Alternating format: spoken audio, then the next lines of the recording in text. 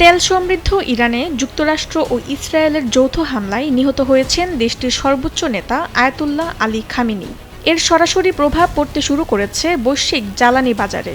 বিশেষজ্ঞরা বলছেন ২ মার্চ বিশ্ববাজারে লেনদেন শুরু হতেই তেলের দাম ৯% পর্যন্ত বেড়ে যেতে পারে। ব্রিটিশ সংবাদ মাধ্যম গার্ডিয়ান জানায়, ইরানে হামলার আগে বিশ্লেষকদের ধারণা ছিল, হামলা যদি সীমিত পরিসরে হয় তাহলে বিশ্ববাজারে অপরিশোধিত জ্বালানি তেলের দাম ব্যারেল প্রতি $10 করে বাড়তে পারে। তবে খামেনি নিহত হওয়ার পর তারা এখন বলছেন ২ মার্চ দিনের শুরুতেই বিশ্ববাজারে তেলের দাম ৯% পর্যন্ত বেড়ে যেতে পারে। জ্বালানি বিষয়ক গবেষণা প্রতিষ্ঠান রাইস্টার্ড এনার্জি বলছে ২ মার্চ অপরিশোধিত তেলের দাম ব্যারেল প্রতি $20 পর্যন্ত বাড়তে পারে। সে হিসেবে প্রতি ব্যারেল তেলের দাম বেড়ে $90 ঠেকতে পারে।